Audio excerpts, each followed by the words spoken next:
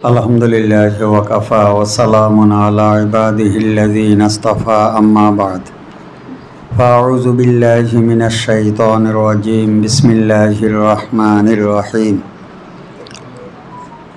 ইকরা বিসমি রাব্বিকাল্লাযী খালাকাল ইনসানা মিন আলাক ইকরা ওয়া রাব্বুকাল আকরাম আল্লাযী আল্লামা বিল কলম আল্লামাল ইনসানা মা লাম ইয়ালাম সদাকাল্লাহুল আলিয়্যুল আযীম ওয়া ক্বালা তাআলা ইন্নামা আমওয়ালুকুম ওয়া আওলাদুকুম ফিতনাহ ওয়াল্লাহু ইনদাহু আজরুন আযীম সদাকাল্লাহুল আলিয়্যুল আযীম। আল্লাহ রাব্বুল আলামিনের লাখ কোটি শুকর যার মেহেরবানিতে আজকে এই হাজী রহমতুল্লাহ নুরানি কওমি মাদ্রাসা কর্তৃক আয়োজিত অভিভাবক সম্মেলনে আসার বসার শোনার তৌফিক পেলাম, এই জন্য বলি আলহামদুলিল্লাহ। আল্লাহ রাব্বুল আলামিন কালাম মজিদে ইরশাদ করেন, আমি সন্তান এবং সম্পদকে তোমাদের পরীক্ষার জন্য প্রেরণ করেছি। নিশ্চয়ই তোমাদের সন্তান এবং সম্পদ এটা পরীক্ষার বস্তু।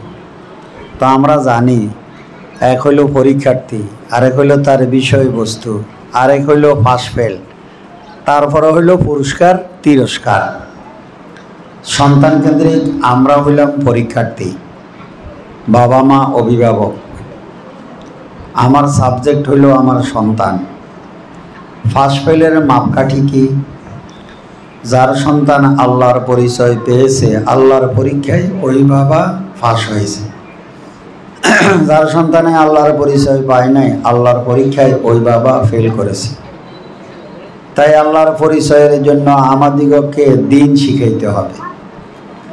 এই দিন শিখিয়ে যদি আমার সন্তান আমল করে, তাহলে আল্লাহ রাব্বুল আলামিন আমাকে আমার সন্তান কর্তৃক পরীক্ষাতে ফাঁস দেবেন। আর দিন না শিখে আমার সন্তান যদি আমল থেকে বঞ্চিত হয়, তাহলে আমি আল্লাহর কর্তৃক পরীক্ষাতে কি হইলাম? ফেল হয়ে গেলাম। তাই আসেন, যদি আমরা ফাঁস হইতে হয় তাহলে দিন শিখাইতে হবে। কি শিখাইতে হবে? দিন শিখাইতে হবে আমাদের ছেলেদেরকে। যদি দিন শিখাই তাহলে আমরা ফাঁস হয়ে গেলাম।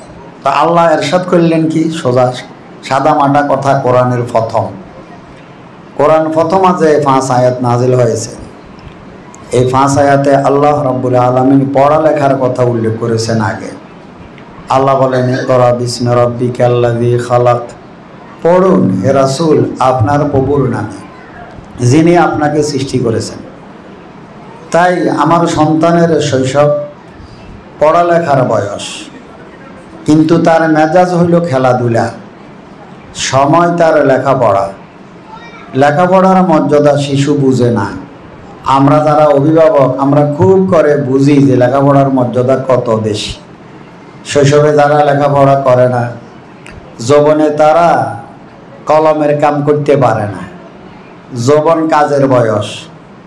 কাজ হইল 2 প্রকার, এক হইল বলের কাম, আরেক হইল কলমের কাম। কি বলেন?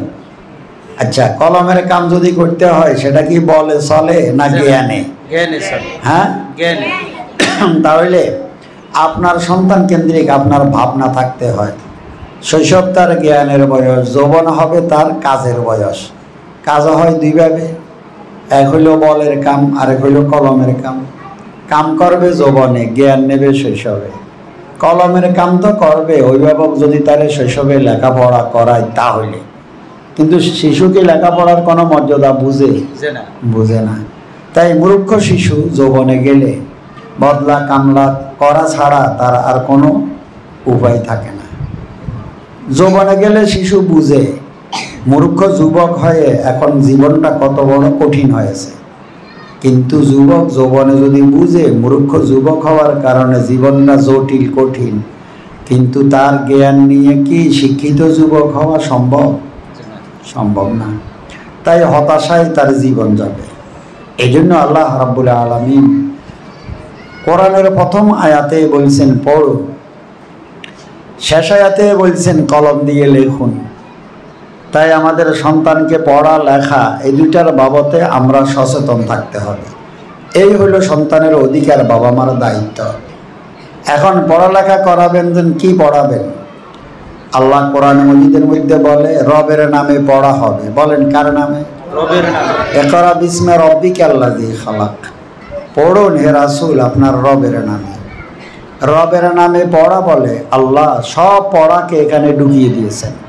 আপনার ছেলেরা ডাক্তার বানাবেন, তাও রবের নামে হবে। হাফেজ বানাবেন, রবের নামে হবে। ধর্মীয় শিক্ষাও রবের নামে হবে। জাগতিক শিক্ষাও রবের নামে। বলেন আমার সাথে, রবের নামে। এই হলো মূল কথা, যে পড়ুন রবের নামে, পড়ান রবের নামে। যত কিছু করেন সব যেন রবের নামে হয়। রব যা অনুমোদন করে তা পড়া হবে। রবে যে কাজ করতে বলে তা করা হবে। রব যেদিকে দেখতে বলে ওইদিকে দেখা যাবে। রব যে জিনিস ধরতে বলে ওইটা ধরা, রব যেদিকে চলতে বলে ওইভাবেই চলতে হবে। চলতে হবে। বলেন আমাদের জীবনের সব কিছু কার নামে? আল্লাহর নামে। আল্লাহর নামে, রবের নামে। কথাটা খুব সহজ হয়ে গেল।